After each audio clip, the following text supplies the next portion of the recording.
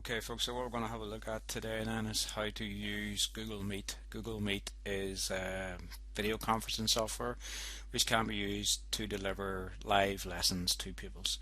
It's got the added advantage in that it's integrated into Google's suite of software, and it will work very well with the Google Classrooms that we've already set up for our pupils.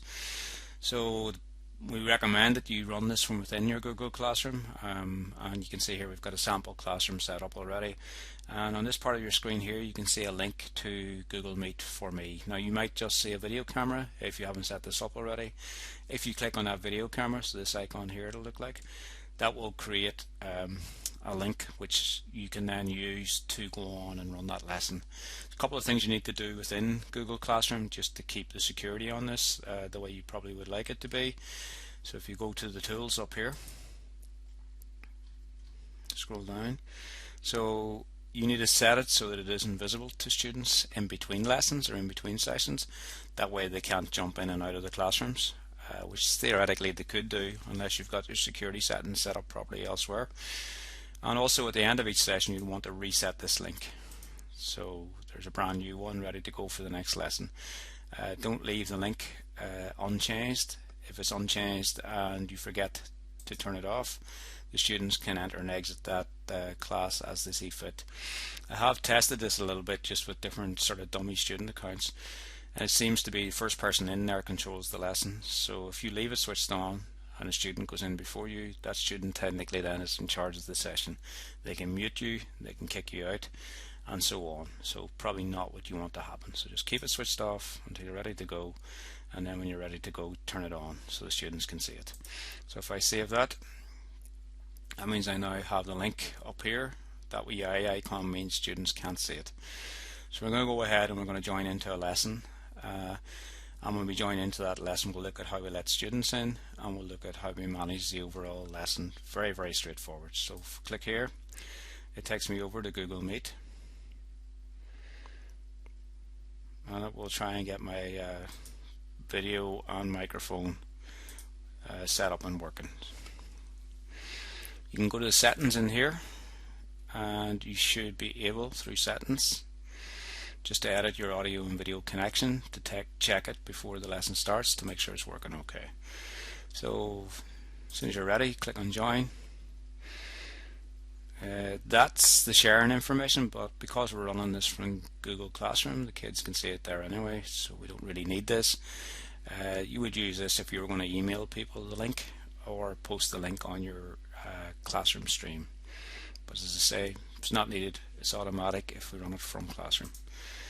Now then, you can access that again here if you need to. I'm just going to mute this microphone just when I'm doing the demo, so it's not animated in the background here.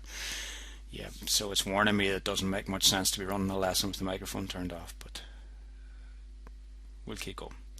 This is the most important part here that you want to look at. These are the security controls. I turn all three off, and I'll go through them in a wee second for you just to explain what to do. So that first one is the security.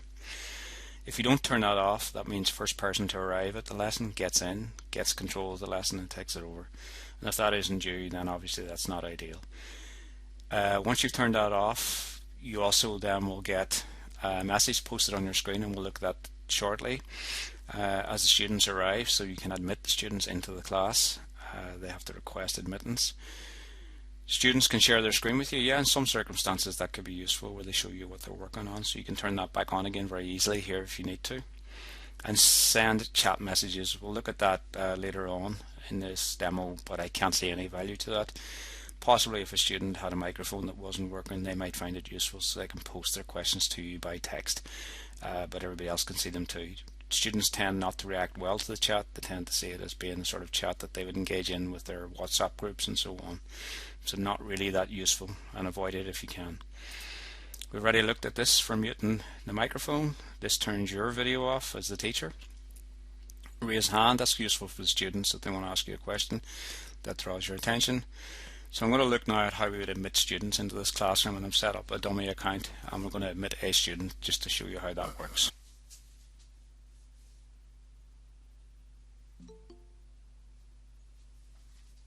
Okay, and what you can see here then is I have a student who's looking to get into the class, and because of the security settings that I've set, I get the pop-up asking me about letting the student in or not. So I'm going to go ahead and I'm going to admit the student to the class.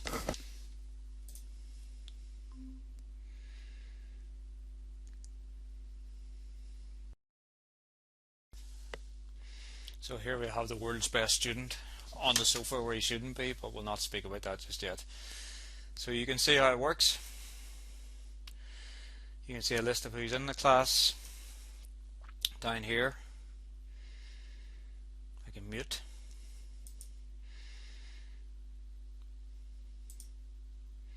Can also remove him from the meeting if I need to remove him from the meeting. And if I demonstrate what's going on, that student can see what's going on in the class. So let's just leave him alone. This is Logan, by the way.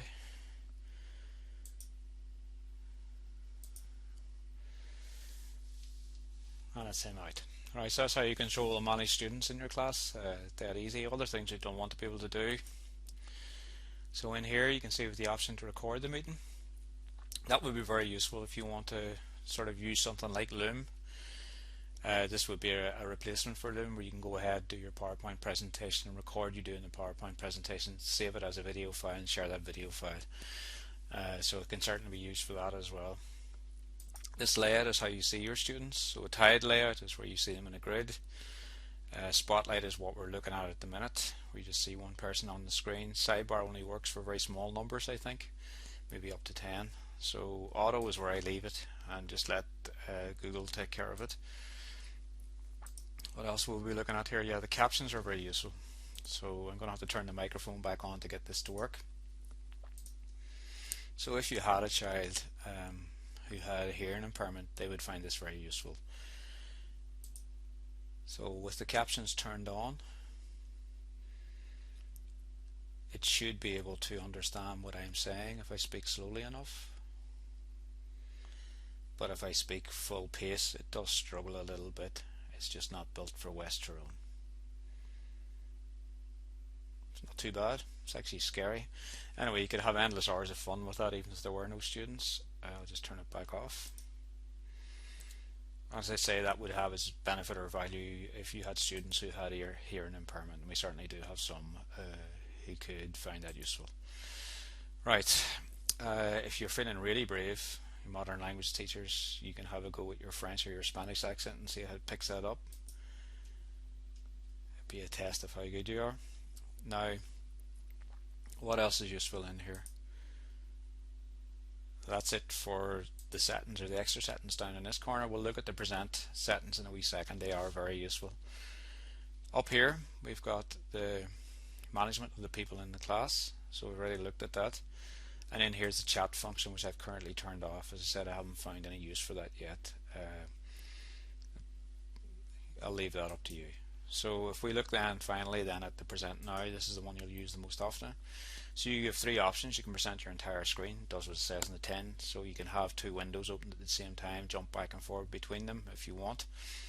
You can present a single window, which, for example, if you're running a PowerPoint presentation, that's how you would do that. Open up your PowerPoint, go to this option and present it from here. And a tab is where, for example, I can go back into my classroom. So let's see if we can get that working now.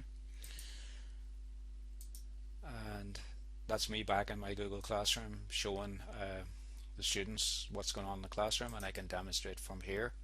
Just a little walkthrough for them as to how to operate and how to use the classroom or different things that I want them to do. Very, very useful. I can also use Google Docs. There's a blank doc, and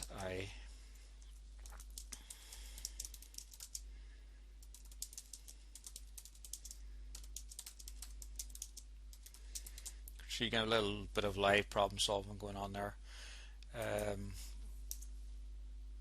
So if you're a maths teacher, for example, there are other packages you can use with a stylus where you can actually write the answers down. Whiteboard works for that, works just fine. And that would allow you then to interact with the students and so show the students how to do things the way you would on your whiteboard in school. So back into here, I can stop presenting at this stage. That's pretty much it. So that's us gone through everything that we need to know about Google Meet. As I said, very easy to use. I think because we've set the settings here to put us firmly in control, that when we log out the session finishes, but I can't be absolutely sure of that. I do know that if you forget to do that, so if you have it set like that and you leave, the students can continue online. One of them is just appointed as being the person who's the host, and they have the control that you would have had before. So probably not a good idea to do that. I would recommend maybe that you just check all the students have left and then leave yourself. So when you leave, you just return to your home screen. That's you back to here, and that's it done. As I say, don't forget to go back into your classroom over here, and don't forget to reset the security settings to hide the link so the students can't see it anymore. Just turn that off. You can reset the link as well, which just means you're ready to go for the next class. That's it with Google Meet. As I say, very straightforward, very easy to use. Good luck with it.